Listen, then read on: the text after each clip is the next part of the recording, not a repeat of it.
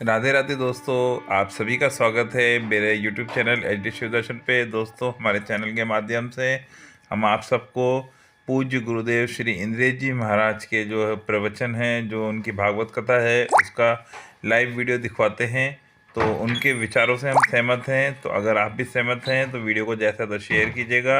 राधे राधे, हर हर महादेव। फिर मिलते हैं एक नई वीडियो में।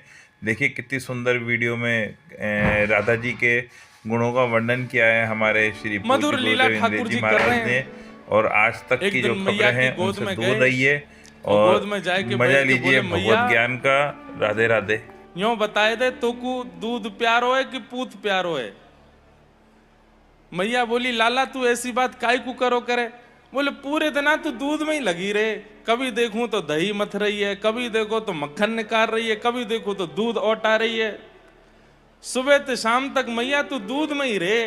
मोह तो संशय होवे कि तू को दूध प्यारो है कि पूत प्यारो है। तो यशोदा मैया कह रही हैं, लाला ये सबरो दूध मेरे लाला के काजे ही तो है, पूत के काजे ही तो है। अच्छो मैया। बोले हाँ, तो चल मुंह को अपना दूध पिवाए दे। ठाकुर जी दूध पान करन लगे। अब ठाकुर जी जब जन्मे हैं, ठाकुर जी जब प्रगटे हैं ब्रज में, तो जड़ चेतन सब ठाकुर जी की सेवा में जाना चाहते हैं, सब सेवा में प्रस्तुत होना चाहते हैं। जैसे ही मैया को दुग्ध पान करन लगे, इतने में ही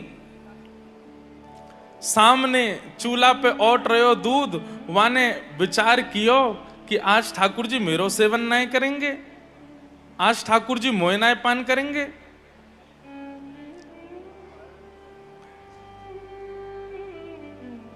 आज मैया के दूध से ठाकुर जी तृप्त हो जाएंगे। तो गैया को दूध जो औट रहे हो है, अपने प्राण त्यागन लगो। तो जैसे दूध बहुत उफन के बाहर आता है, ऐसे दूध उफन के बाहर आने लगा। उसके पीछे भावना ये थी कि वो चैतन्य हो गए हैं। वहां दुग्ध की भी ये भावना रहती है। महाराज जी, एक प्रसंग आता है ना कि श्रीमद वल्लभाचार्य जी के पास में एक बार 3 लोग रोते हुए आए। तो महाप्रभु जी बोले, तुम रो क्यों रहे हो? तो वे बस हाथ जोड़ करके यही बोलते रहे, हमें ठाकुर जी की सेवा से दूर मत करो, हमें ठाकुर जी की सेवा से दूर मत करो। महाप्रभु जी बोले, कौन दूर कर रहा है तुमको? तुम ऐसे रो क्यों रहे हो?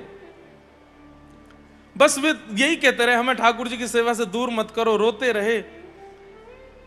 महाप्रभु जी बोले, ये सामान्य जीव नहीं है, कोई और हैं।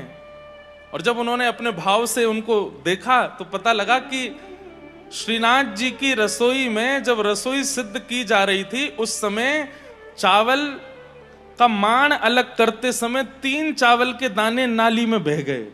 तो वे ही तीनों दाने ठाकुर जी के सेवा से वियोग के कारण मानव रूप धारण करके आए और महाप्रभु जी से बोले, हमें ठाकुर जी की सेवा से दूर मत करो। सोचिए, आप केला लेकर के गए हैं, वो जानकीनाथ मंदिर से जब तक बाहर है तब तक केला है, भीतर जैसे ही आप प्रविष्ट करते हैं तभी कोई दिव्य चेतना उसमें विराजमान हो जाती कि हम कैसे भी जानकीनाथ जी के सामने पहुंच जाएं, उनकी दृष्टि पड़ जाए और हमारा भी उद्धार हो जाए। हमारा केला होना सफल हो जाएगा आज अगर हम ठाकुर जी के सन्मुख पहुंच गए तो। हमारा दाल होना सफल हो जाएगा, हमारा अन्न होना सफल हो जाएगा अगर हम ठाकुर जी के सन्मुख आ गए तो। अरे कहां तक कहें, ये पृथ्वी भी अन्न जल और जो कुछ भी वस्तु प्रकट करती है, आपके मेरे सेवन के लिए नहीं, ये प्रकट तो ठाकुर जी के भोग के लिए ही करती है। जब ठाकुर जी उसको भोग बना देते हैं, उसके बाद हमारा अधिकार होता है उसको सेवन करने का। व्यक्ति जब बिना ठाकुर जी को निवेदित किए कोई वस्तु सेवन करता है तो पृथ्वी को बहुत कष्ट होता है। मैंने तेरे उदर के काजे नहीं प्रकट कियो, ये तो मैंने यूं सोची तेरे घर में ठाकुर जी उनको भोग लगाएगो, लेकिन आप स्वयं पा रहे हो, उसका फिर सूक्ष्म पाप लगता है। इसलिए हर वस्तु ठाकुर जी की सेवा में उपस्थित होना चाहती है। नंद भवन में जो दूध औट रहे हो है, वाको भी यही भाव रहे, मैं कितनी भी तेज अग्नि है जाए, दूध जले ना है नंद भवन में। काय को वाकई भी मन में भाव रहे कि मैं इतना ही औटूं कि श्री लाल जी को सेवन करने में सुख मिले। लेकिन आज ठाकुर जी ने जब मैया को दूध पी लियो तो दूध बोलो, अब मैं कोई और के मुख में नहीं जाऊंगा। निकर करके जैसे ही अपने प्राण त्यागन लगो, इतने में मैया ने देखी, अरे ये तो दूध निकर के सबरो बाहर जल रहा है। दूध पी रहे हैं ठाकुर जी गोद में। तो मैया ने दूध उबल तो भयो जैसी देखे तो ठाकुर जी उठा के नेक किनारे धर दे। लाला नेक रुक अब ही आऊं। ठाकुर जी बोले कहां गई मैया? देखिए तो दूध संभालवे गई है। ठाकुर जी खड़े होके बोले अब ही मैंने पूछी कि दूध प्यारो की पूत, और फिर पूत को गोद में लेके दूध के पास चली गई है। मैया रुक जा, जे दूध तो बहुत ज्यादा प्यारो में, या दूध ही देखूंगा आज। और श्री ठाकुर जी बाहर ते गए, इतनो एक छोटा सा एक पत्थर जैसा लेके आए, और जो मैया मटकी बिलो रही वही में दे मारो। बोले सबको दूर कर दूंगा जो मोए मेरी मैया ते दूर करे। इसके पीछे भावना क्या है? आपके घर के ठाकुर जी आपके लिए आए हैं, लेकिन आप केवल उनको अपनी मनोकामना पूर्ति के लिए पूजते हैं, और जैसे ही कोई कार्य आता है, जैसे कोई और विशिष्ट दिखता है, उसकी ओर अग्रसित हो जाते हैं। तो ठाकुर जी को बहुत पीड़ा होती है। बोले अच्छा, मैं सब कछु छोड़ छाड़ के तेरे काजे आए और तू फिर भी दूसरे इनको प्रमुखता दे रहा है।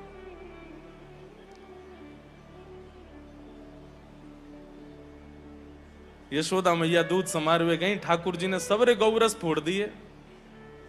मैया दूध संभाल के जैसे ही पीछे मुड़ के देखी तो यहां मटकी फूटी पड़ी है, दही बह रहा है, दूध बह रहा है, मक्खन गिरो पड़ो है। मैया ने आज अपनी साड़ी बांधी और बोली लाला ज्यो ज्यो बड़ो है तो जा रहो, या कि ऊधमन की सलना है पड़े, आज बताऊंगी आए मैं। आज आप सबन को ब्रजभाषा समझ में आ रही है ना? वैसे यहाँ जो भाषा बोलते हैं थोड़ी शेखावाती मारवाड़ी जैसी, उसमें भी कुछ कुछ शब्द तो ब्रज के ऐसे ही लगते हैं, पर ब्रज भाषा बड़ी प्यारी है। हमारे लाला ऐसे ही बोलते। यशोदा मैया बोली यार मैं बताऊं आज। और मैया छड़ी लेकर के जैसी गई तो कहा देखो गौरस भंडार में सबरी मटकी फोड़ के ठाकुर जी माखन लेके खिड़की पे बैठे और बंदरन में लुटाए रहे, बंदरन ने खवा रहे। मैया बोली नीचे आ तो बताऊं। ठाकुर जी नीचे आए और ऐसी चौकड़ी मार करके भागे जैसे छोटे बालक दौड़े, कभी कहीं कूद जाएं, कभी कहीं पहुंच जाएं। ठाकुर जी की गति तो और भी तेज है। पीछे पीछे मैया छड़ी लेकर के भाग रही है और आगे आगे ठाकुर जी। आहा, मैया के गजरा लगे हैं शीश में, पुष्प टूट टूट करके गिर रहे हैं, मानो ये भावना कर रहे हैं मैया हम तेरे सिर पर रहवे योग्य नहीं है, हम तो तेरे चरण के दास हैं। क्यों? जगत नियंता पतित पावन भगवान तोते डर के भाग रहे हैं। जिनते भयभीत तीनों लोक हुए वो तोते डर के भाग रहे हैं। तू जा लाला के पीछे छड़ी लेके भाग रही है। देवता कह रहे आकाश से, वेद भी नेति नेति कह करके पुकारते हैं। हम देवता भी जिनका पार नहीं पा सकते, जो क्षीर सागर में शेषनाग पर लेटते हैं, वो तेरे घर लाला बन के आए और तू छड़ी लेके भाग रही है उनके पीछे। अरे भैया मैया छड़ी लेकर के भाग रही है, ये एक पक्ष है, लेकिन दूसरा पक्ष ये भी तो देखो कि परमात्मा डर के भाग रहा है आगे आगे।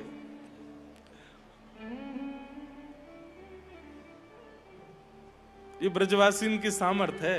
लाला आज भी डर जाए कभी कभी ब्रजवासीन थे, कोई और मत डरियो कभी, लेकिन ब्रजवासी कभी कछु कह दे ना महाराज जी। कई लोग जामे बिहारी जी दर्शन करवे और बहुत भीड़ होवे, कहीं ते कोहनी पड़ रही है, कहीं ते घूसा पड़ रहे हैं, कहीं ते धक्का पड़ रहे हैं। तो पहले तो ब्रजवासी आगे पीछे वारे ने गारी दें, अरे भारते आए गए, इतनी भीड़ जमाए कर दी है पूरे वृंदावन में, तिल रखवी की जगह नहीं बची है, और जन कहां कहां ते आए गए। और जैसे ही बिहारी जी के सामने पहुंचेंगे ना, वाह शाबाश है बंसी वारे, हम बे ऊपर बैठो है चांदी के सिंहासन पे, और यहां हम ब्रजवासी की जगत कर रखी है। लेके आए 101 रुपया चढ़ावे को, 100 वापस धर लेंगे, बोले एक ही दूंगा, ले बैठो रे राजी, बैठो रे ऐसे ही। और वो भी कहीं गुल्लक में ना चढ़ा दे, यही फेंक दे। ये ब्रजवासी है भैया। लोग कहें, बोले लाला संकोच में दृष्टि नीचे करके खड़ो है। बोले काय को? कहीं मेरे सामने ब्रजवासी आए गए और उनको देख के मेरा मन यहाँ मेवाड़ में नहीं लगो तो संग जावे को मन करेगा, या हमारे नीचे देख रहे हैं। एक बार 2 ब्रजवासी गए श्रीनाथ जी को दर्शन करवे। अब श्रीनाथ जी में जब जाते हैं तो वहां जय जयकार बड़ा सुंदर लगता है। कृष्ण कन्हैया लाल की जय, गिरिराज धरण की जय, श्याम सुंदर यमुने महारानी की जय, गुसाई जी परम दयाल की जय, पूछ री के लौठा की हुप हुप। अब जय जयकार है रहे हो। ब्रजवासी आपस में चर्चा कर रहे हैं, बोले हैं रे इतनी जय जयकार है रही है, पर लाला अबऊ नीची दृष्टि करके खड़ो है, ऊपर देखे ही ना रहे हो, या की दृष्टि हम पर पड़ ही ना रही। तो ब्रजवासी मन में सोचे, बोले सबरी जय जयकार कर दें, पर वो तो कर ही ना जाते जो खुश हों। बोले कौन सी? बोले संग में बोलो, बोलो वृषभानु के जमाई की। और जैसे ही जमाई की जय बोली, सोई श्री जी बाबा के नेत्र ऊपर है गए, मंद मुस्काए गए। बोले अरे भैया इन सबरिन में कौन सा आया हो मेरे ससुराल थे। यशोदा मैया के सामने प्रेमी बन गए तो ठाकुर जी दौड़ रहे हैं आगे, यशोदा मैया पीछे दौड़ रही हैं। दारी के रुक तो बताऊंगी मैं। थोड़ी देर बाद जब मैया हांफन लगी, थक गई, एक वृक्ष के पीछे जाके मैया जैसे ही रुक गई, वहां थक करके जोर जोर से हांफन लगी। तो दूर एक वृक्ष के पीछे जाके ठाकुर जी देख रहे हैं मैया को, और वहीं से कह रहे हैं मैया कहां भयो। मतलब ठाकुर जी को भय भी लग रहा है और चिंता भी हो रही है मैया की। मैया तू को कहां भयो, तू काई को रुक गई। मैया बोली लाला मैं बहुत हार गई हूं, दौड़ दौड़ के मेरी सांस उखड़ गई है और मुंह पे तो अब चलो ही ना जा रो। अच्छो मैया तेरी हार कैसे दूर होएगी। बोले अगर मेरो लाला दौड़ के आवेगो, मेरे कंठ ते लग जाएगो तो मेरी हार दूर रह जाएगी। ठाकुर जी एक बार को तो चल पड़े। अब सोचो कितने सहज हैं ठाकुर जी। थोड़े एक बार को चल दिए मैया के पास और फिर रुक करके बोले ना मैया मैं ना आऊंगा तेरे पास। बोले क्यों। बोले तेरे हाथ में जो छड़ी है ना, या तो मुझको डर लगे, या के कारण मैं तेरे पास ना आऊंगा, पहले या को फेंक तब आऊंगा। यशोदा मैया इस समय एक जीवात्मा का प्रतिनिधित्व कर रही हैं और ठाकुर जी तो परमात्मा है ही। लेकिन यशोदा जी के हाथ में जो छड़ी लगी है, ये छड़ी क्या है।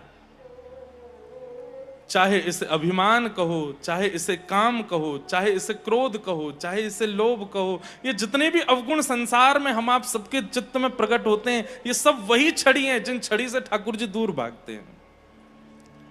ठाकुर जी आना तो चाहते हैं, लेकिन थोड़े समीप आते आते फिर रुक जाते हैं, और फिर हमारे अंतस्थ में इस छड़ी को जब देखते हैं कि इसके चित्त में अभिमान है, क्रोध है, लोभ है, ईर्ष्या है, द्वेष है, अभिनिवेश है, ठाकुर जी फिर रुक जाते हैं। और तब ठाकुर जी कथाओं के माध्यम से, आचार्यों की वाणी से आपको संकेत दिलवाते हैं कि मुझको ये छड़ी प्रिय नहीं है, पहले इसको छोड़ो। और जैसे ही आचार्यों की वाणी सुनकर के आप अपने उस अवगुण का त्याग करते हैं, तो आपको नहीं जाना पड़ता, ठाकुर जी दौड़ के आते हैं। जैसे ही मैया ने छड़ी दूर फेंकी, ठाकुर जी दौड़ करके गए और मैया के अंक से जाए करके लिपट गए।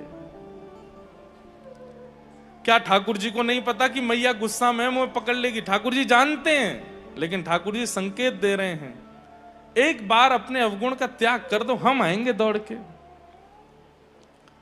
ठाकुर जी दौड़ करके गए, मैया के अंक से लग गए।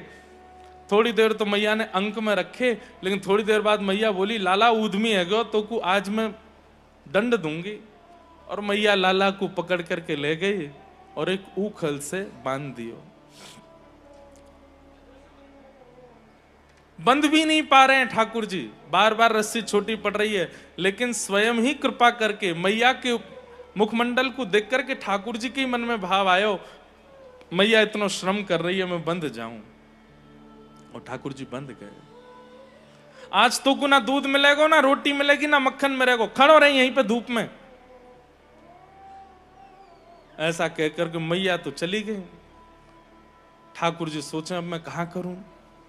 ठाकुर जी बंधन में नहीं आ सकते, पर एक के बंधन में आ सकते हैं, अहम भक्त पराधीन।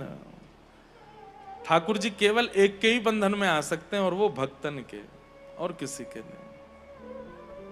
और भक्त भी कैसे, जिनके चित्त में प्रेम लक्षण हो, उसके बंधन में ठाकुर जी बंध जाते हैं।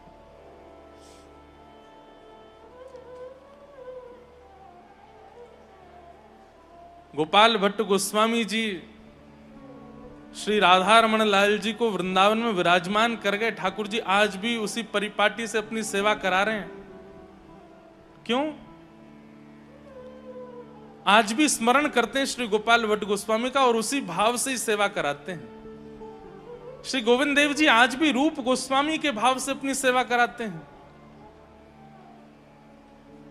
सब संत, सब भक्त अपनी भावना से ठाकुर जी की सेवा करते हैं और ठाकुर जी उस भाव से स्वीकार करते हैं। तभी जोर की आवाज हुई पेड़ गिरने की। तब नहीं हुई जब गिरे, जब चले गए तब हुई। ब्रजवासी दौड़ करके आए तो देखा ठाकुर जी उखल में बंधे भये हैं। यशोदा मैया ने आके तुरंत लाला की रस्सी खोली। अरे मेरो लाला, ये कैसे गिर गए इतने बड़े पेड़? तब भी एक ब्रजवासी बालक आके मैया को बोला, मैया मैं बताऊं? बोला हाँ। वो तेरे लाला ने स्पर्श किया जो पेड़ दोनों गिर गए और तब आवाज ना है भाई। और यहाँ में तो दो मुकुट वाले देवता प्रकट भये और वो हमारे लाला के चरणों में दंडवत प्रणाम कर रहे हैं। मैया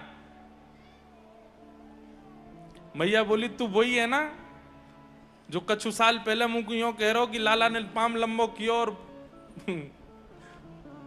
बैलगाड़ी गेट दे। मैं था चोरा बोलो हाँ मैया वो हूं तो वही। बोले तो भूल गो मैंने कहा दियो बात है ना, उल्टी सीधी बात न बनावे। नेक सो मेरो लाला इतने बड़े पेड़न ने गिर देखो। अरे मैया मैं सांची कह रहा हूं, मैंने अपनी आंखन ते देखो। यशोदा मैया हृदय से लगा ले लाला है और नंद बाबा टिके अब हम यहाँ आए रहेंगे, अब तो चलो यहाँ थे। तभी नंद बाबा के भैया ने आकर के बताई एक सुंदर वन है जाको नाम है वृंदावन, वहां चलो। और सब ब्रजवासीन के सहित श्री ठाकुर जी अब वृंदावन को प्रस्थान कर रहे हैं।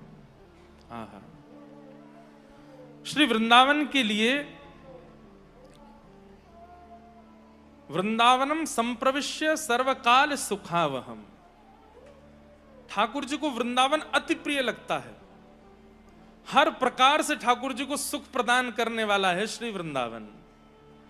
इसलिए ठाकुर जी इतने प्रसन्न हैं जब से नंद यशोदा लेकर के निकले हैं वृंदावन की ओर। क्यों? क्योंकि वृंदावन स्वयं किशोरी जी के हृदय से प्रकट है। वृंदावन की रचना ब्रह्मा ने नहीं की है, वृंदावन की रचना विश्वकर्मा ने नहीं की है। वृंदावन की रचना तो हमारी श्याम सुंदरा श्री किशोरी जी ने की है, लाडली जी ने की है। वृंदावन आकर के सबसे पहले ठाकुर जी ने अघासुर नाम के एक दैत्य का वध किया। यह अघासुर सर्प के रूप में आया था और इतना विशाल मुख खोल करके मार्ग में पड़ा था कि ब्रजवासी बालकन को लगन लगी, सब सखान को लगी ये तो कोई सुंदर गुफा है। और अपने सब बछड़ा बछियान ने लेकर के वह गुफा के भीतर प्रवेश कर गए।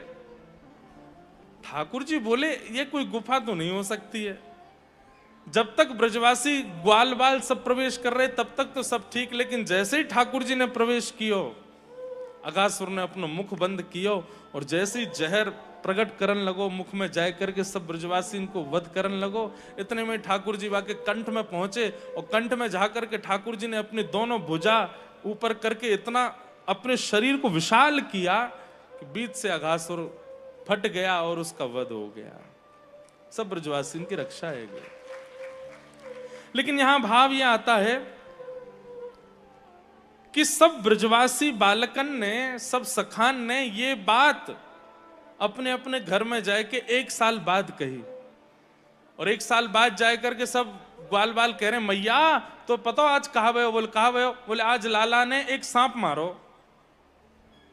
तो बोले 1 साल का समय क्यों लगा? ठाकुर जी सब ग्वाल बालों के बीच में बैठे हैं।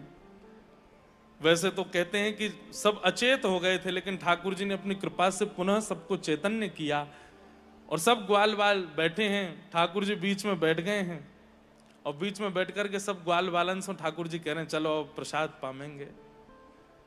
कितना सुंदर ठाकुर जी का वन भोज का स्वरूप है।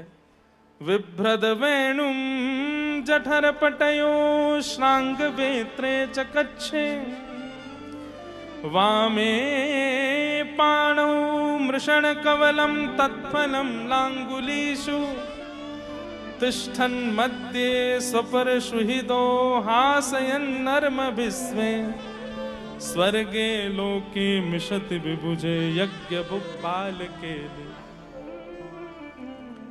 हमारे मन में ये भाव आता है इस श्लोक को, प्रसंग को सोच करके महाराज जी, कि ठाकुर जी को हमेशा हम व्यवस्थित भोग निवेदित करते हैं, कटोरी में दाल, वहां में सब्जी, ऐसे करके सब ठाकुर जी के सन्मुख रखते हैं। कभी कभी जैसा यहाँ वर्णन है वैसे भी ठाकुर जी को प्रसाद पवाना चाहिए। एक सुंदर बड़ो रोटला बनाओ, वही मैंने एक सब्जी धर दो, वही मैंने एक चटनी धर दो, वही मैंने एक अचार धर दो। ठाकुर जी कैसे बैठे? बोले विभ्रद वेणुम जठर पटयो श्रांग वेत्रे च कच्छे। ठाकुर जी ने अपने एक भुजा के नीचे तो वेणु दबा रखी है और दूसरी भुजा के नीचे गैयान को बुलावे वाली श्रृंगी दबाए रखी है। अपने हाथ के मध्य में ठाकुर जी चटनी लेकर के बैठे हैं और उंगलियों के बीच में विविध विविध प्रकार के अचार लगा रखे हैं। यहाँ टेंटी को अचार है, यहाँ नींबू को अचार है, यहाँ आम को अचार है। दूसरे हाथ में ठाकुर जी ने रोटी ले रखी है, एक रोटी पामे फिर एक अचार चाटें, फिर एक रोटी पामे फिर एक चटनी चाट लें। और फिर सामने बैठे जो ग्वाल वाले हैं उनसे कहें, अरे तू खा लेके आयो? मैं तो लाला गोभी को साग लाऊं, ला चल खवाए दे मोकू। वो अपने हाथ से खवावे, ठाकुर जी वाको पाले। तू खा लेके आयो? लाला मैं तो आलू को झोल लाया हूं, चल चल जल्दी पवा मोकू कैसो है। वर्णन के भाव से तो ऐसा प्रस्तुत होता है कि ठाकुर जी के चारों तरफ सखा बैठे हैं, लेकिन एक भी सखा को ये नहीं लग रहा है कि ठाकुर जी उसकी तरफ मुख करके बैठे हैं। सबको ये लग रहा है ठाकुर जी मोये देख रहे हैं और मोते ही मांग रहे हैं, और सबके भाव से ठाकुर जी पा रहे हैं। इतने में ठाकुर जी बोले, अरे मधुमंगल ना है, देख रहे हो कहां गए हो? अरे लाला मटका में कोई ऐसा लगे कड़ी वड़ी लेके आयो और कहीं हम सबरे चट्टनाएं कर जाएं, हमारे एकांत में जाके खाए रहो है। ठाकुर जी बोले, मोते कैसे बच के जाएगो है कहां को? बोले वहां बैठो वृक्ष के पीछे। ठाकुर जी दौड़ करके गए तो जाके देखो मधुमंगल पूरा घड़ा मुक्ते लगाए के सब चप चप पीतो जा रहो। ठाकुर जी बोले, अरे मोते बचाए रहो दिखे कि कहीं मैं ना खा लूं, तेरी कड़ी है मैं ना मांग लूं, या हमारे एकांत में बैठ के पान कर रहा है। मधुमंगल बोले, ना लाला ऐसी बात ना। तो कैसी बात है?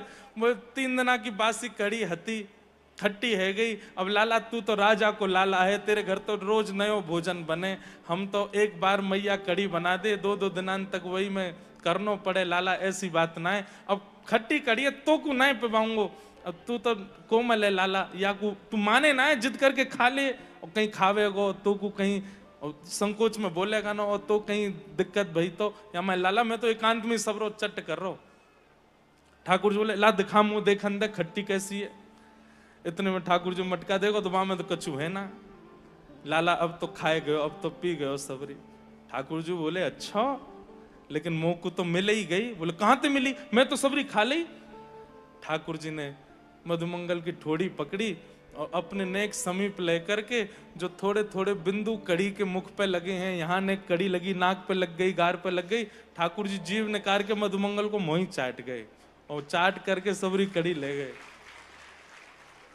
बोले, अरे खट्टी तो ना है, स्वाद तो बड़ी बनी, लेकिन दारी के तू चावे ना है सब पामे, या हमारे ऐसो करे। लेकिन ठाकुर जी तो सहज में लीला कर गए, पर मधुमंगल तो भावुक हो गया, नेत्रन में आंसू भर आए, अंक में भर लिया ठाकुर जी को।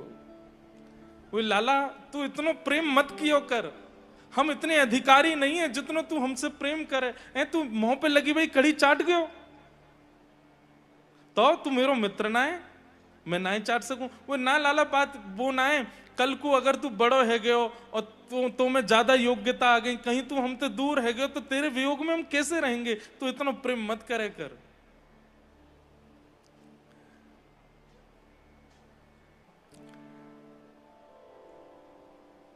अरे हमारी भी कितनी भी मित्रता हो किसी के साथ, हम ऐसे थोड़ी कहेंगे ले भैया हमने दाल चावल घोल दिए, ले उंगली चाट ले तू। हम ऐसा कभी ना कर सके।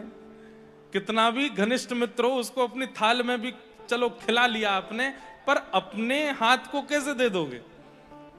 पर ठाकुर जी की मित्रता देखो, सखत्व देखो और ये प्रेम देखो। इसको देख करके आकाश में ब्रह्मा जी की बुद्धि घूम गई, बोले ये परमात्मा नहीं हो सकते, ये भगवान नहीं हो सकते। हम लोगों के लिए इतने आचार विचार बना दिए, हम लोगों के लिए इतने नित्य नियम बना दिए, शुद्धता अपरसता जाने क्या क्या सब भाव प्रकट कर रखे हैं। नहाओ धो 3 बार संध्या करो, गायत्री ये करो, आदि आदि करो, तब जाकर के इनके स्पर्श के अधिकार मिलते हैं।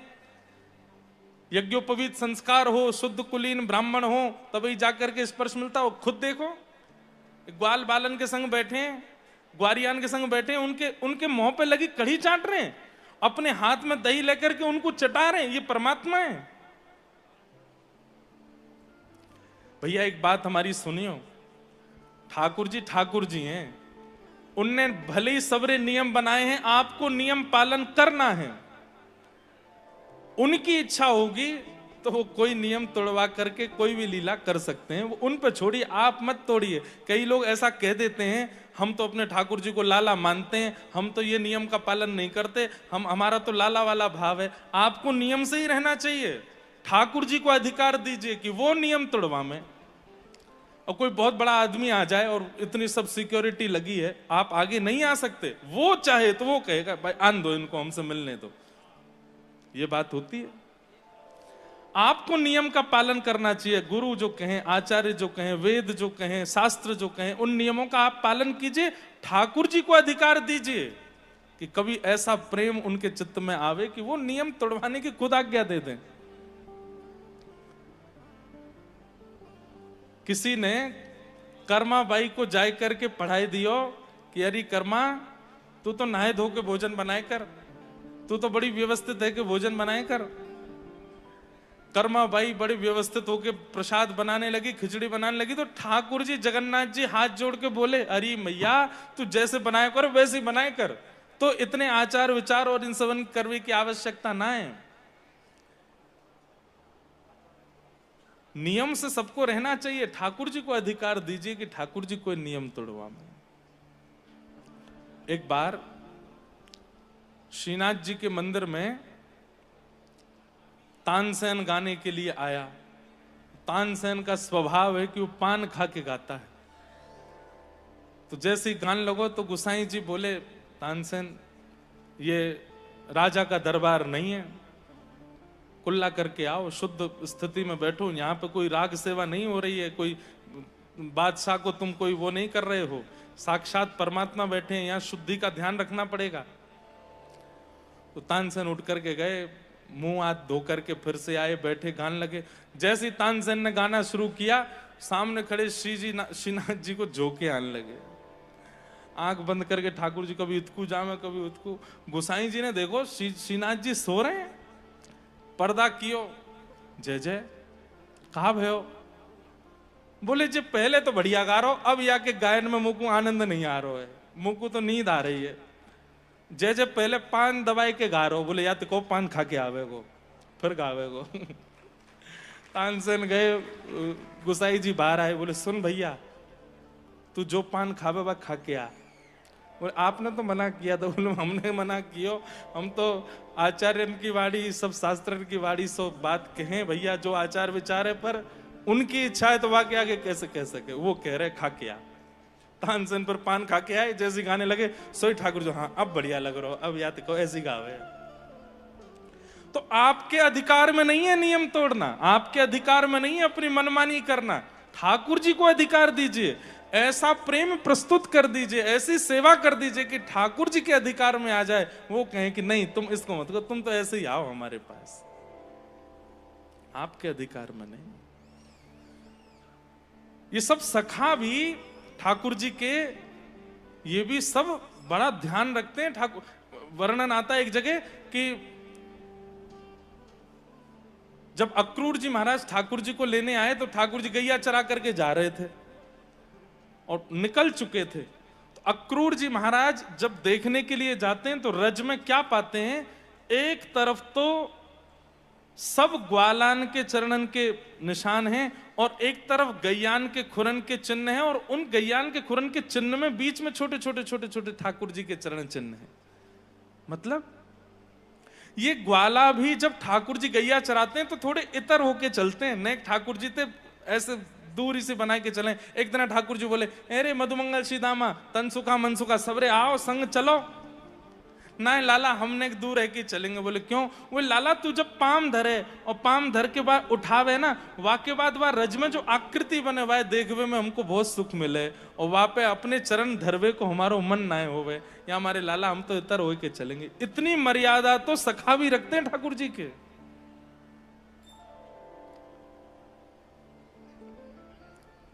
और ठाकुर जी के मन में आए गई तो फिर सबरे नियम तोड़वा देंगे, वो जैसे चाहेंगे वैसे करवा लेंगे। ब्रह्मा जी के चित्त में भाव आया कि ये परमात्मा कैसे हो सकते हैं। ग्वाल बालों का हरण करके चले गए।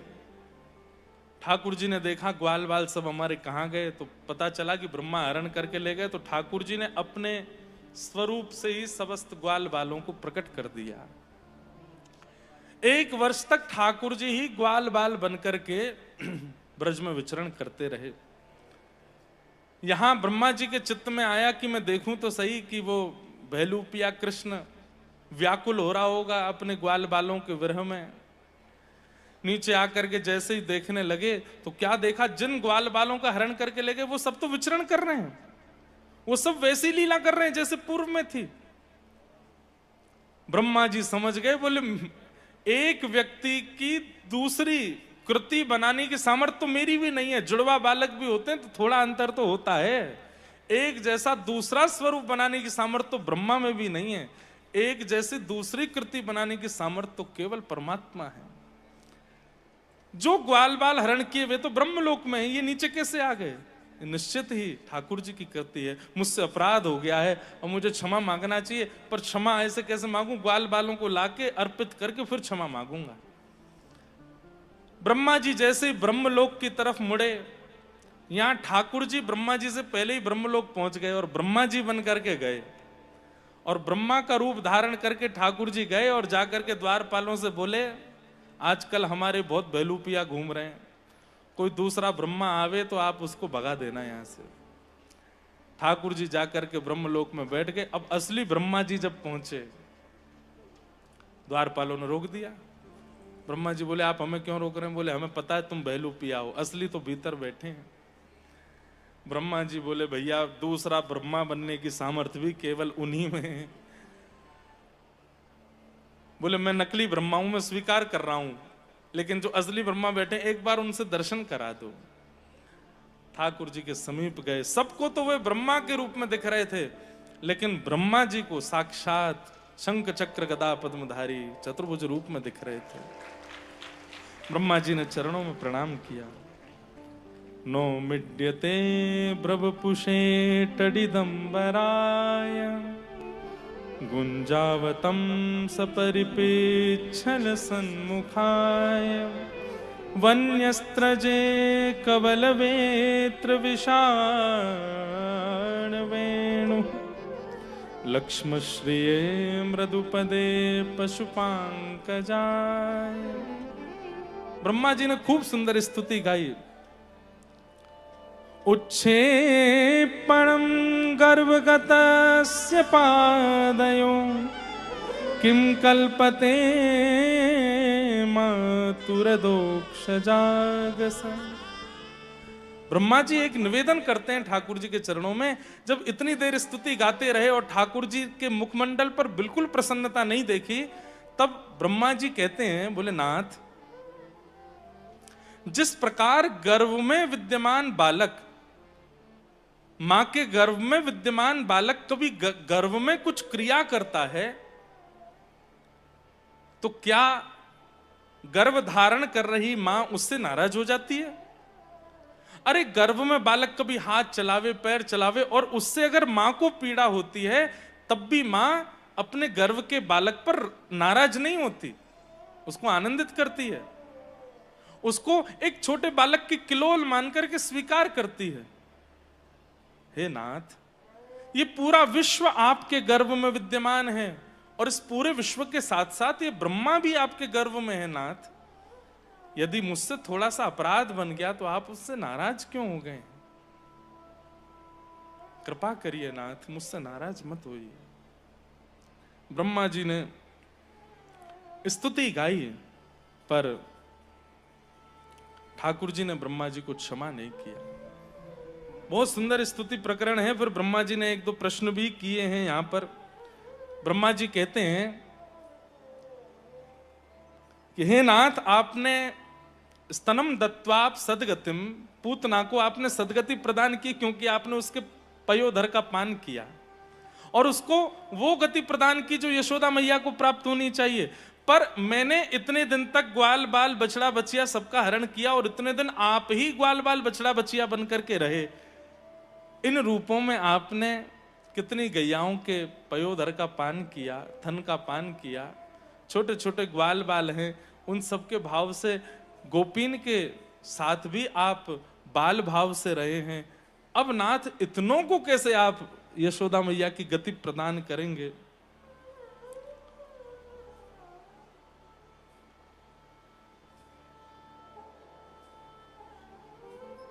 सद्वेषा द्विवपूतनापि सकुला त्वामेव देवा पिता। वर्णन करते हुए यहां पर कहते हैं कि आप उनको जब मातृगति प्रदान कर सकते हैं केवल पयोधर पान करने पर, तो इतने गोपियों पर आपने कृपा की, इतनी गैयाओं की आप बछड़ा बछिया बने, इन पे भी कृपा करेंगे, इनको कैसे मातृगति प्रदान करेंगे?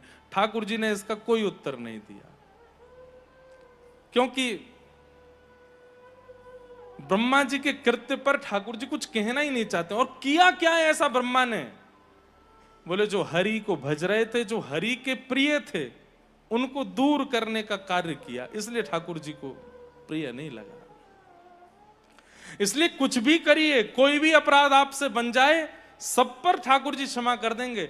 लेकिन कभी किसी भगवत वैष्णव को आपके कृत्य के कारण ठाकुर जी से दूर होना पड़ा, ठाकुर जी कभी क्षमा नहीं कर पाएंगे।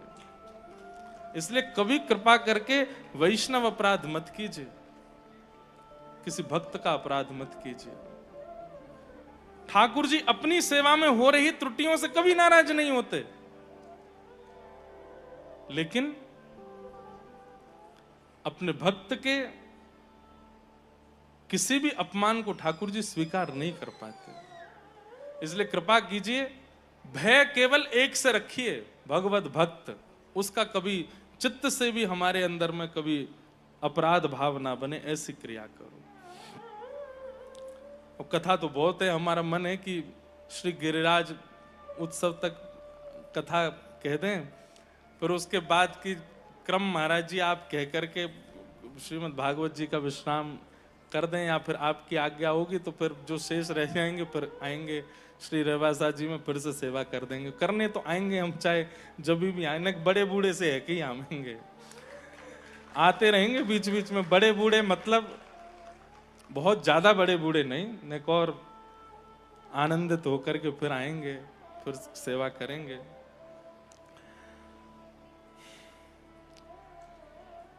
भगवान की अद्भुत फिर लीलाएं प्रारंभ हो गईं। ठाकुर जी जिद करने लगे, मैं तो गैया चरावे जाऊंगा। मैया ने कृपा करके, अभी इतनी सुंदर सुंदर लीलाएं, मन तो होता है कि हम कहें, एक एक भाव सुना दें। ठाकुर जी रोने लगे, मैया मैं गैया चरावे जाऊंगा। तो इतने में बाबा ने आके निधान किया, बोले लाला एक काम कर, गैया नहीं तू बछड़ा बछियान ने चरावे चलो जा। तो जैसे ही ठाकुर जी, आज प्रथम गोपाष्टमी है, मैया ने तिलक किया है लाला को, श्री सांडिल्य मुनि आए हैं, आकर के सब लाला की विधि विधान करिए। लाला पहली बार गैया चरावे जा रहे हो आज। गौ चारण के लिए ठाकुर जी जैसे तैयार रह रहे हैं, तो मैया ने छोटी छोटी पनैया पहनाई है लाला को, पादुका पहना दें। ठाकुर जी बोले मैया जी कहा कर रही है? लाला तू को पादुका पहना रही हूं। बोले काय को? अब तू लाला इतना कोमल है, वन में जाएगो, कहीं कीट पत्थर कंकड़ लग गए तो फिर रोतो रोतो आवेगो, मैया देख मेरे पाम में का हैगो, या हमारे तो को पनैया पहना रही हूं। सोई ठाकुर जी गिनती करने लगे। मैया बोली कहा गिनो? बोले मैया मेरे तो दो ही पाम है, बछड़ा बछियान के तो चार चार है, इतनी और पनैया मंगवा दे, इन सबन को भी पहनाए दियो, संग में पहन के सबरे जामेंगे। मैया जोड़ते हंसी। ठाकुर जी बोले मैया हंस काय को रही है? बोले लाला जे पनैया नाए पहने। बोले चौ मैया, इन्हें कंकड़ नाए लगे, इन्हें कांटे नाए लगे। ना लाला इनके खुर हैं और तेरे पाँव हैं, या हमारे तो को लग जाएंगे, इनको ना लगेंगे। सो महाराज जी नाना जी एक भाव सुनाते कि ठाकुर जी जोर जोर से रोने लगे। तो मैया बोली लाला तू काई को रो रहा है? सब आ करके लाला को गोदी में ले में, लेकिन ठाकुर जी रोनो बंद नहीं करें। अंत में सबने हाथ पांव जोड़े, लाला तू काई को रो रहा है यूं बता। तो ठाकुर जी बोले मैया मेरे पाम खुर क्यों ना बने, मेरे पाम पाम काई को रह गए।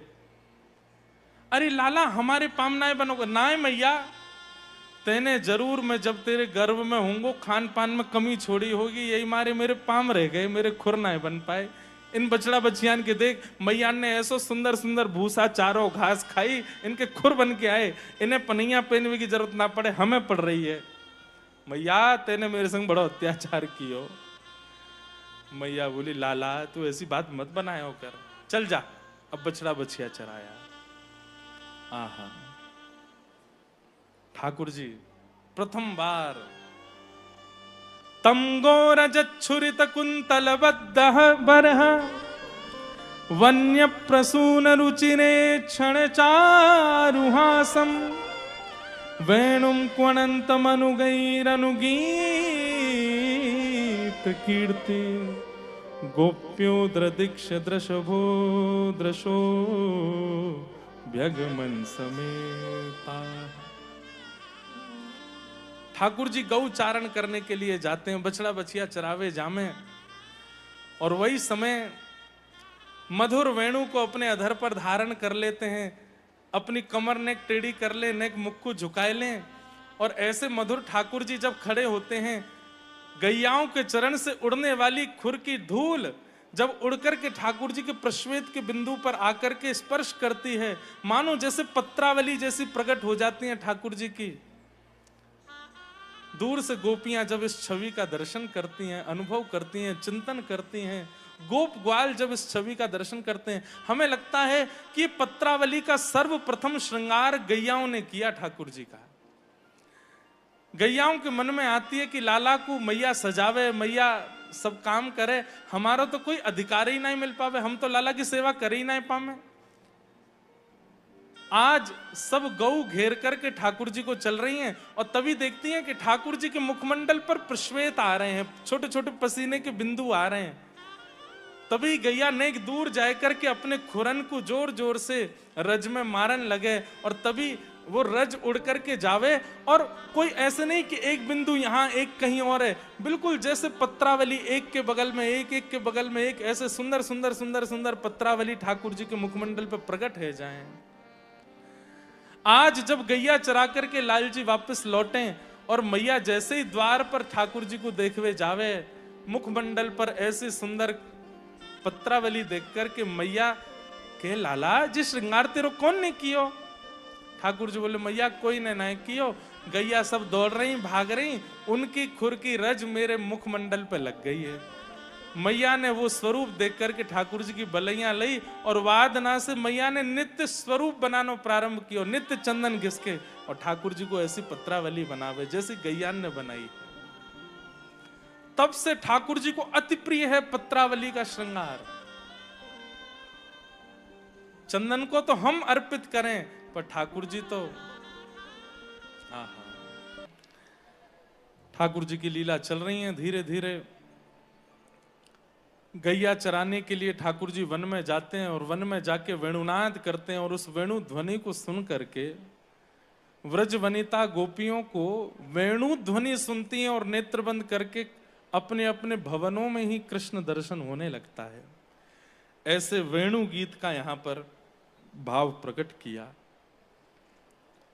ठाकुर जी दूर वन में वेणु कैसे बजा रहे हैं, उस समय क्या व्यवस्था है, किस वृक्ष के नीचे बैठे हैं, किस श्रृंगार में हैं, ये सब गोपियों को अनुभव होने लगता है।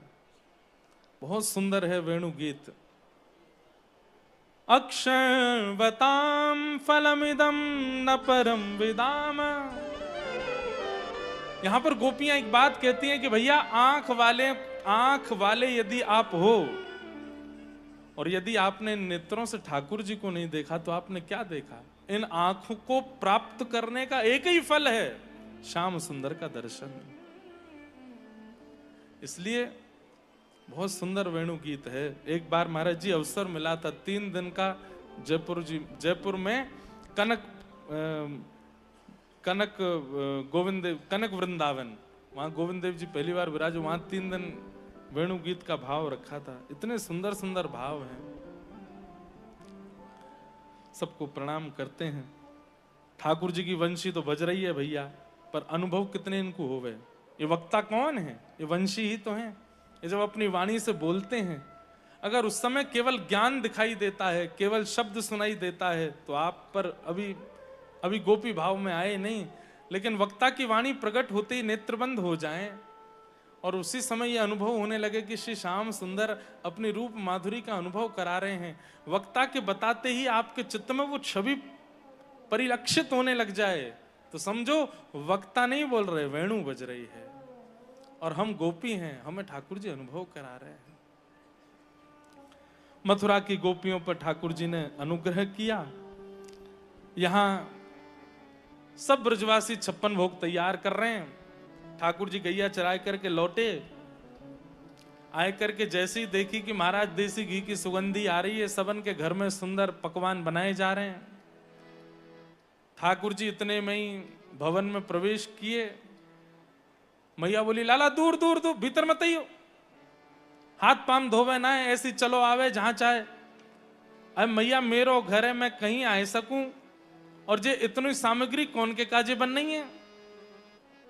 मैया बोली, जय जय के काजे बन नहीं है।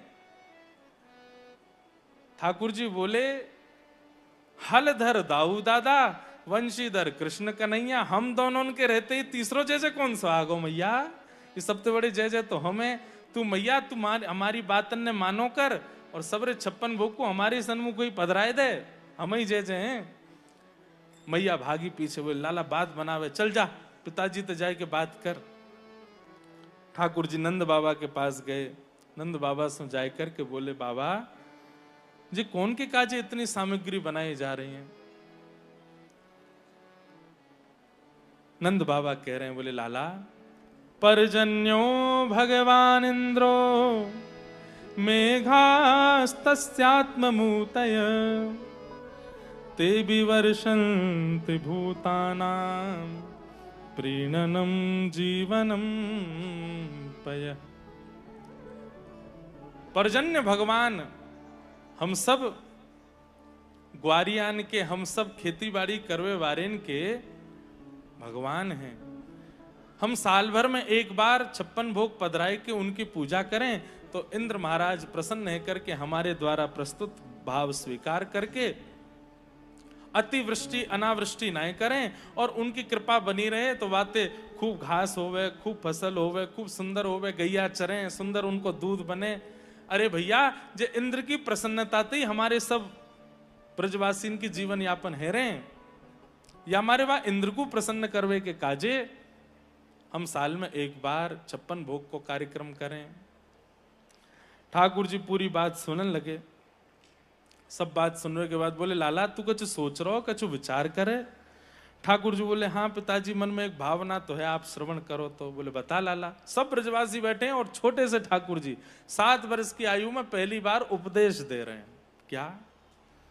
कि कर्मणा जायते जंतु कर्मणैव विलीयते, सुखम दुखम भयम क्षेमम कर्मणैवाभिपद्यते। पिताजी, व्यक्ति अपने जीवन में जो कुछ भी अनुभव करता है वो उसके कर्म के फल पर होता है। हम किसी देवता को ना तो दोष पहुंचा सकते, ना किसी देवता से याचना कर सकते हैं। कर्म के अधीन ही सब क्रिया चल रही है। अब कोई देवता के भरोसे रहें और कर्म ना करें तो उनका कार्य सिद्ध कैसे होगा? कार्य की पूर्णता, कार्य की सिद्धता, ये तो कर्म से होती है पिताजी। और रही बात देव पूजन की, तो इंद्र जैसे तो अनेक देवता हैं, कितने इनकी पूजा करेंगे? पर इन समस्त देवी देवतान के एक मूलभूत श्री नारायण हैं, और वही नारायण हमारे ब्रजमंडल में श्री गिरिराज जी के रूप में विराज रहे हैं। मैं तो पिताजी यही कहना चाहूं, अलग अलग पत्तान में जल देवे से अच्छो है, सीधे जड़ में जल प्रदान कर दो। और इन सब देवतान के मूलभूत साक्षात नारायण गिरिराज जी हैं, उनकी पूजा करवे चलो। ठाकुर जी सब ब्रजवासी को एक लोभ दे में। ब्रजवासी बोले लाला हम इंद्र की पूजा छोड़ देंगे, हमें काहे मिलेगो। ठाकुर जी बोले तुमने कभी इंद्र को दर्शन नहीं किए होगो, लेकिन श्री गिरिराज जी साक्षात प्रकट होंगे और दर्शन देंगे, आप सब चलो। और सब ब्रजवासी अपने अपने घर से विविध विविध सामग्री लेकर के गोवर्धन पहुंचे हैं। श्री गिरिराज जी को जाकर के पूजन कियो, परिक्रमा करी, 56 भोग सजाए। सब ब्रजवासी हाथ जोड़ करके प्रार्थना करने लगे। इतने में ही 4 भुजा वाले श्री गोवर्धन नाथ प्रकट है गए। श्री गोवर्धन नाथ की जय। अब कितनी विलक्षणता है, 4 भुजा धारण करके श्री गिरिराज पर्वत पर ठाकुर जी बैठे हैं और 2 भुजाधारी श्री ठाकुर जी नीचे मैया बाबा के बीच में खड़े हैं कि आरती की थालते आरती कर रहे हैं। आप ही पूजे आप पुजावे, खुद ही पूज रहे हैं और खुद की पूजा करवा रहे हैं। सूरदास जी एक बहुत सुंदर भाव प्रस्तुत करते हैं। महाराज जी ठाकुर जी सब ब्रजवासी से बोले सब लोग जाओ, जाए करके गिरिराज जी की पूजा करो। तो सब ब्रजवासी बोले लाला हम तो पहली बार मिले हैं, जा देवता थे, तू तो मिलतो ही रहे, या हमारे तू ही पहली पूजा कर और हमें बताए दे कैसे करनी है। तो कितनी विलक्षणता है इस भाव में, कितने ये विचार करना पड़ेगा कि आज तक भक्तन के द्वारा ठाकुर जी की पूजा देखी होगी, लेकिन ठाकुर जी के द्वारा ठाकुर जी की पूजा ये तो केवल गिरिराज उत्सव में दिखाई दे रही है।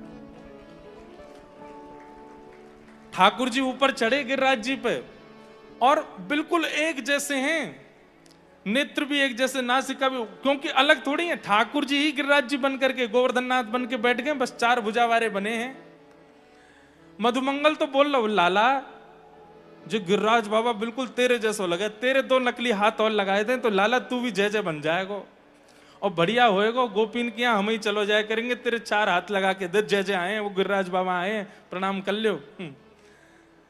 ठाकुर जी बोले एक ही गैया को दूध पी में हम दोनों, या हमारो चेहरा मिले। सीधा हम बोलो लाला तू देख बात मत बनाए कर, गैया को दूध पीवे तो कोई चेहरा मिले क्यों? तेने तेरी मैया को दूध पियो और तू और तेरी बहन दोनों नेक नेक मिलो कि ना एक दूसरे थे।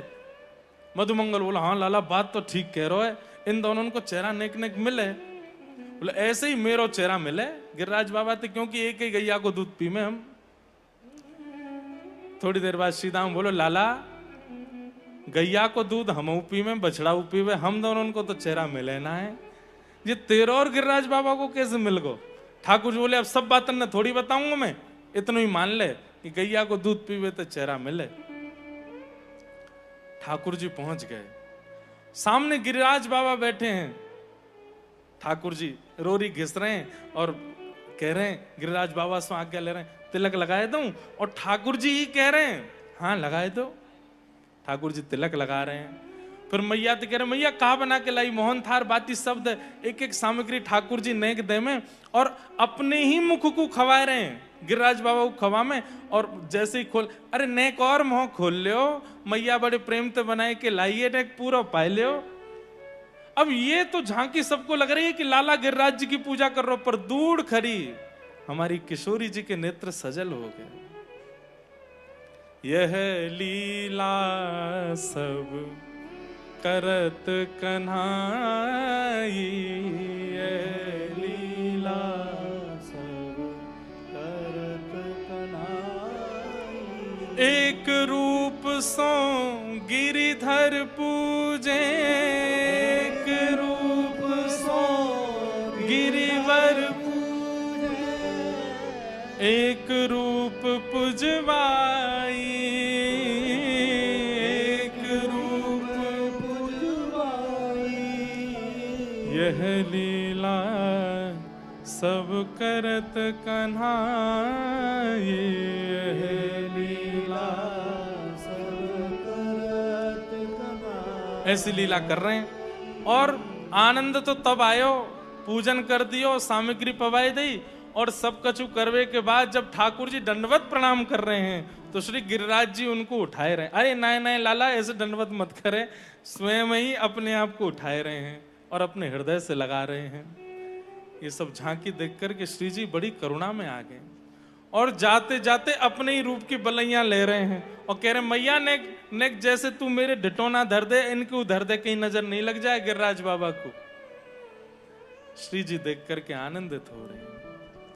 बड़े बड़ी कथाएं हैं, गिरिराज लीला की भी बड़ी बड़ी लीलाएं हैं, बड़े उत्सव।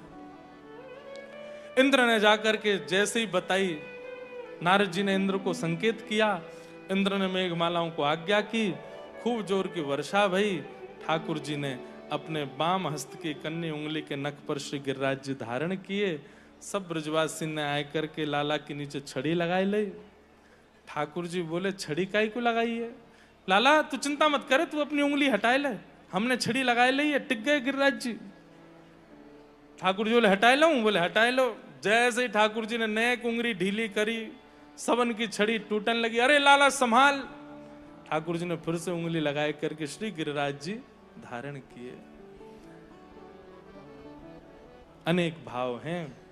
7 दिन 7 रात्रि पर्यंत ठाकुर जी ने गिरिराज जी धारण किए और 7 दिन पश्चात गिरिराज जी को पुनः विराजमान किया। बोल गिरवरधारी गोपाल की। ऐसे सब लीलाएं ठाकुर जी की मधुर सब चल रही हैं। यहां से आगे बंधुओं फिर रास पंचाध्याय का प्रसंग आता है। ठाकुर जी समस्त गोपांगनाओं के साथ रास विहार करते हैं। तत्पश्चात भगवान 1-2 राक्षसों का और वध करते हैं। फिर अक्रूर जी महाराज वृंदावन ठाकुर जी को लेने के लिए आते हैं। ठाकुर जी अक्रूर जी के साथ में अक्रूर जी के साथ में मथुरा जाते हैं और मथुरा जाकर के अनेक जीवों का उद्धार करते हैं। कुब्जा पर कृपा करते हैं, कुबलिया पीड़ हाथी का वध करते हैं। मल्ल युद्ध में बड़े बड़े मल्लों को परास्त करके 50 सिड्डी ऊपर बैठे हुए कंस को ठाकुर जी ऊपर पहुंच करके उसका वध कर देते हैं। कारागृह में देवकी और वसुदेव बंधी हैं, उन्हें जाकर के मुक्त करते हैं। उग्रसेन को मथुरा का राजा बना करके ठाकुर जी सांदीपनी गुरुकुल सांदीपनी उपाध्याय जी के अध्ययन के लिए जाते हैं। लौट करके आकर के ठाकुर जी श्री उद्धव जी को वृंदावन भेजते हैं। हम केवल एक सूची मात्र पूर्ण कर दें महाराज जी, एक भाव हो जाए कि पूर्ण भाव हो गए हैं तो अब शीघ्र शीघ्र ही बता देते हैं। बाकी विस्तार करने हम बाद में दोबारा आ जाएंगे। रहवासा अभी केवल सूक्ष्म भाव से कह देते हैं। बहुत सुंदर कथाएं हैं आगे। अब श्री उद्धव जी का व्रज गमन अब इसी भाव को कहने में हम पे भी, हम हैं तो गायत्री दीक्षा महाराज जी की मिली है ना, तो थोड़ा थोड़ा असर महाराज जी जैसो आयो है कि एक एक विषय को विस्तार करवे को मन करे। मन में भाव जैसे महाराज जी हमारे खूब विस्तार करके खूब झूम झूम करके कथा करें, ऐसे ही हमारो भी मन करे खूब भाव से विस्तार कर करके भाव कहें। और क्योंकि श्री रहवासा में जानकी नाथ जी सुन रहे हैं, श्री अग्रदास जी महाराज सुन रहे हैं, तो मन में भाव आता है कि और थोड़ा ने भाव कहें। जैसे भी हैं थोड़े बहुत अपने बाल भाव से प्रस्तुत करें। तो उद्धव जी को ठाकुर जी वृंदावन भेजते हैं। तत्पश्चात मथुरा पर कंस के ससुर जी चढ़ाई कर देते हैं, जरासंध। भगवान 17 बार उन्हें हराते हैं। 18वीं बार जब ब्राह्मणों को अनुष्ठान व्रत दिला करके लाए तो ठाकुर जी रण छोड़ करके भागे। बोलो रण छोड़ राय भगवान की। विश्वकर्मा ने नई नगरी का निर्माण किया, वहां जाकर के ठाकुर जी विराजे। बलभद्र जी का विवाह संपन्न हुआ। ठाकुर जी का विवाह रुक्मणी जी के साथ हुआ। अष्ट प्रमुख विवाह हुए। भौमासुर के यहाँ से 16,100 राजकुमारियों को मुक्त करके ठाकुर जी ने उनके साथ भी विवाह किया। ठाकुर जी की दिनचर्या नित्यचर्या का वर्णन किया। कुरुक्षेत्र में सूर्य ग्रहण के काल में ब्रज और द्वारिका का मिलन हुआ। किशोरी जी के साथ में इतना सुंदर प्रसंग है व्रज द्वारिका मिलन का, अभी भी चिंतन करते हैं तो आनंद हो जाता है। ठाकुर जी का सहस्त्रार्चन चल रहा है, सिंहासन पर ठाकुर जी बैठे हैं। बड़े बड़े वेदज्ञ ठाकुर जी के सामने हाथ जोड़ करके वेद ध्वनियों का पाठ कर रहे हैं, और इतने में कान में जाके कोई संदेश देता है, बोले लाला व्रज से श्री यशोदा मैया पधारी है। और ये बात सुनते ही ठाकुर जी अपना सहस्त्रार्चन भूल जाते हैं। वर्षों बाद सिंहासन से कूद पड़ते हैं, दौड़ पड़ते हैं, और अभी राजा धीराज बन गए, 16,108 ब्याह हो गए हैं, एक एक पत्नी से पुत्र के भी जन्म हो गए, पुत्रों के भी ब्याह हो गए। और उस अवस्था में आकर के भी ठाकुर जी यशोदा मैया को देखते हैं और दौड़ करके जाके यशोदा मैया की गोद में चढ़ जाते हैं और मैया से कहे, मैया इतने दिन है गए, मैंने दुग्ध पान नहीं कियो, मुझको जल्दी अपना दुग्ध पान करा। द्वारिकाधीश रूप में आकर के ठाकुर जी मैया के वक्ष को टटोलने लगते हैं कि मुझको दूध पान कराए थे।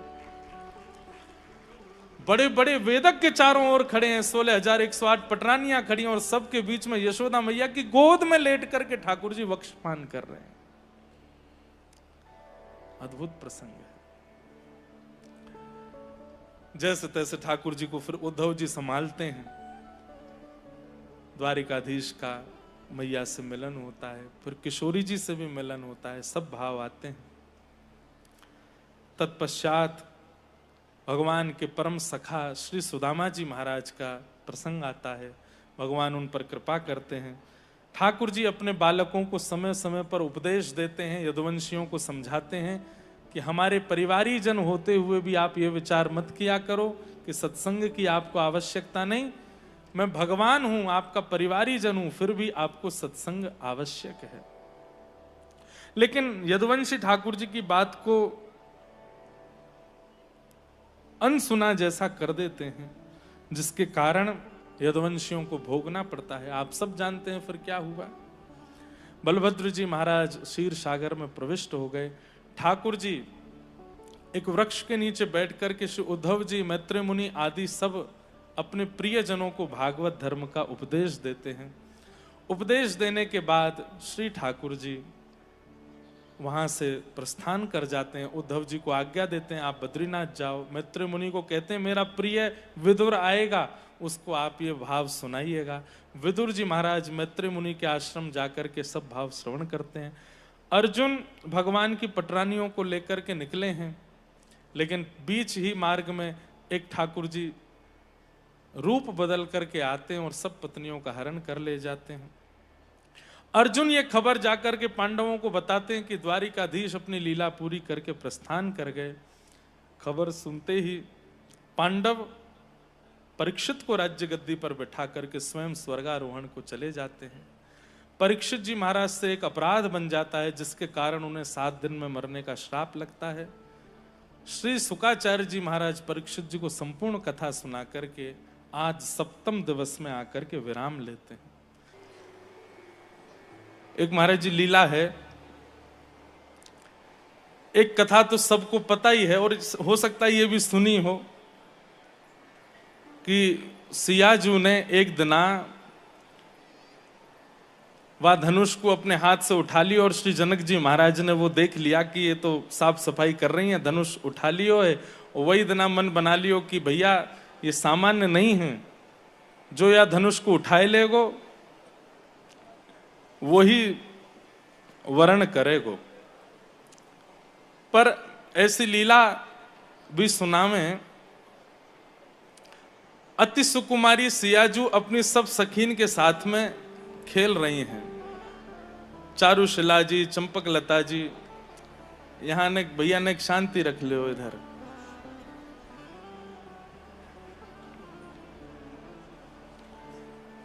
सिया जी सब अपनी सखीन के साथ में खेल रही हैं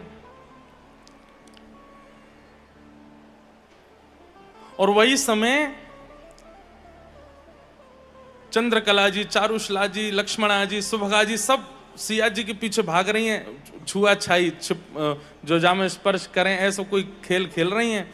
तो सिया जी खेलते खेलते खेलते धनुष के पास पहुंची और वही के चारों तरफ घूमने लगी। तभी श्री सियाजू की चुनरी की एक छोड़ धनुष के किनारे में अटक गई, जैसे कभी चुनरी कहीं इर्ज जाए, अटक जाए।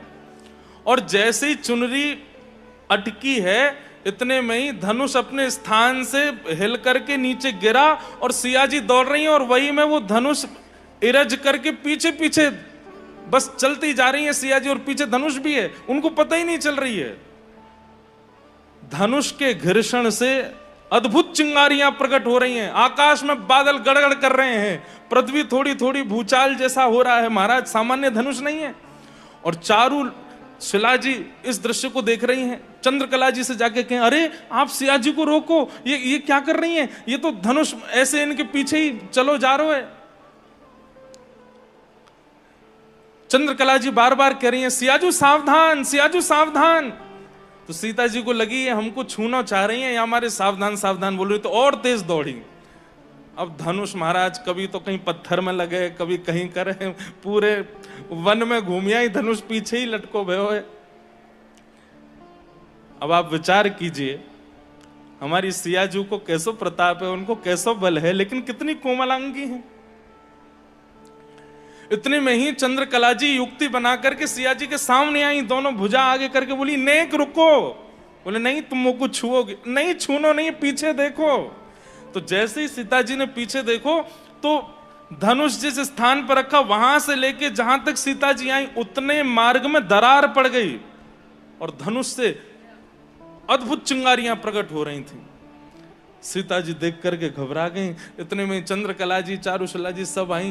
बोले आपको पता ही नहीं चली? बोले ना, मुझको ना पता चली। सबन ने प्रणाम कियो, जय हो हे जनक नंदिनी, कैसो अद्भुत प्रताप है आपको।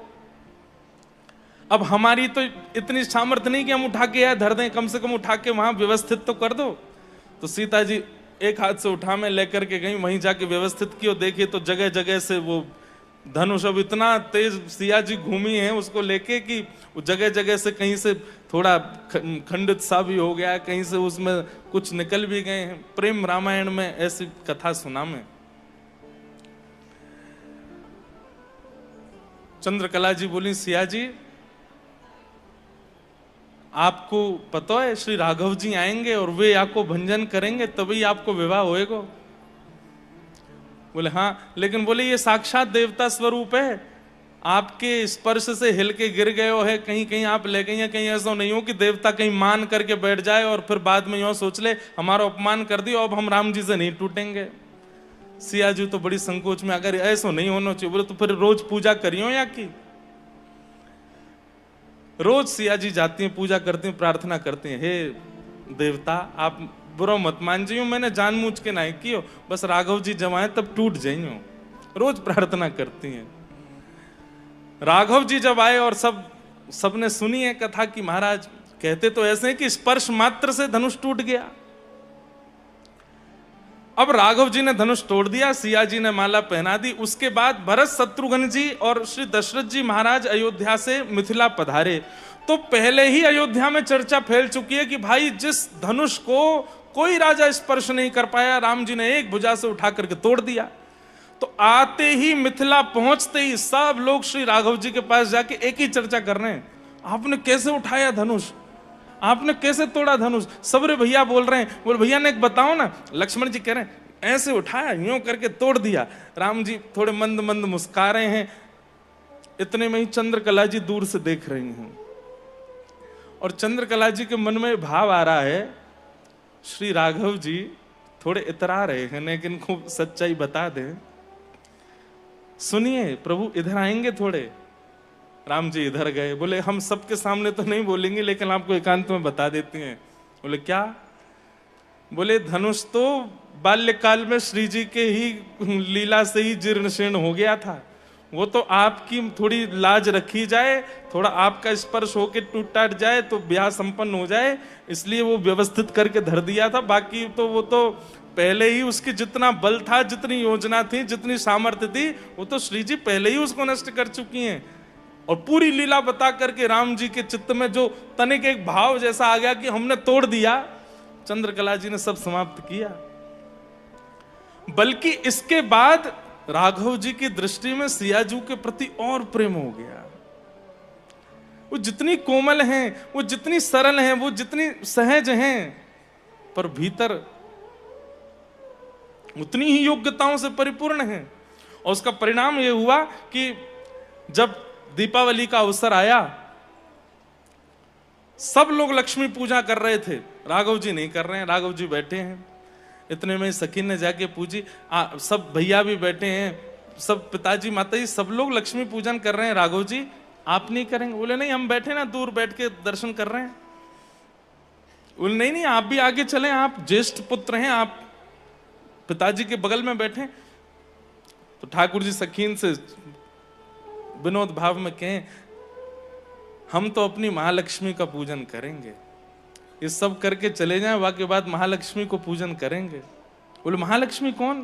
बोले जिनके बारे में आप बता रही थी, जिनकी चुनरी के एक भाग से धनुष इर्ज करके पूरे नगर में भ्रमण कर आई, वो तो हमारी महालक्ष्मी तो वही है ना, उन्हीं की कृपा से हमने धनुष तोड़ा है, तो हम तो उन्हीं की पूजा करेंगे, सीता जी की। और श्री राघव जी चंद्रकला सखी से कहते हैं आप व्यवस्था करो। क्या? बोले सहस्त्र पुष्प हमको अर्चन में करने, आप सहस्त्र पुष्पों की व्यवस्था करो, और कहीं बाहर से मत मंगवाना, नहीं तो लोग बाग पूछेंगे कहाँ जा रहे हैं, 1000 पुष्प, तो सबको पता चलेगी तो कहीं सब लोग विनोद ना करने लगे, इसलिए आप किसी को बताना नहीं, और 1000 पुष्प हमारे कक्ष में भिजवा दो, हम महालक्ष्मी श्री जानकी जी हमारी महालक्ष्मी है, गृह लक्ष्मी, उनकी पूजा करेंगे। चंद्रकला जी ने सारी व्यवस्था कर दी, और व्यवस्था के बाद राम जी से बोली, बोले पूजा के लिए पंडित जी तो चाहिए, वो कहां से बुलाएं? बोले कि बाहर के पंडित जी मत बुलाना, नहीं तो विनोद करेंगे। राम जी बड़े संकोची हैं। चंद्रकला जी से बोले आप ही हमारी ब्राह्मणी बन जाओ, आज तो आप ही करवा दो। तो पांडित्य पूरा श्री चंद्रकला जी कर रही हैं, सब व्यवस्थित कर रही हैं, सारे नैवेद्य लगा रही हैं, पुष्प अक्षत चंदन आदि जो भी सेवा में प्रस्तुत होने, आसन तैयार किया है, पूरे कक्ष को सजाया है, और श्री राघव जी अपने हाथ से ही सारे पुष्प आदि सब सजा रहे हैं, दिए जला रहे हैं। सीता जी सब कार्यों से निवृत्त होकर जैसी कक्ष में आई, कक्ष में आकर के देखा तो यहाँ तो अद्भुत था, और श्री राघव जी हाथ जोड़ करके बैठे, बोले विराजिए। सिया जी आकर बोली ये सब क्या कर रहे हैं? बोले कि आज दीपोत्सव है, आज सब अपने घर में लक्ष्मी पूजन करते हैं, हम अपनी गृह लक्ष्मी की पूजा करेंगे, आप विराजो। सीता जी तो बड़ी व्याकुल हो गई, बोले आप ऐसे कैसे कर सकते हैं, हम नित्य आपको प्रणाम करते हैं, आप हमें करेंगे, हमें उचित नहीं लगता। बोले देखिए आप पतिव्रता नारी हैं, तो पति की इच्छा की पूर्ति करना भी एक पत्नी का कर्तव्य होता है, हमारी इच्छा है कि आप विराजो। और श्री सिया जी बड़े संकोच में हैं, लेकिन चंद्रकला जी और सब सखियां बहुत सहज कर देती हैं, और तब श्री जानकी जी आसन पर विराजमान होती हैं, और श्री राघव जी श्री जानकी जी का पूजन करते हैं, पूजन करके अर्चन करते हैं, सहस्त्रार्चन करते हैं। योग्यताएं तो सब में होती हैं, पर हम संसारी जीव अपनी योग्यताओं को बहुत जल्दी प्रकट कर देते हैं, प्रस्तुत कर देते हैं। और प्रेमी व्यक्ति कैसा होता है, वो अत्यंत योग्य होते हुए भी अपने गुण को छुपा के रखता है।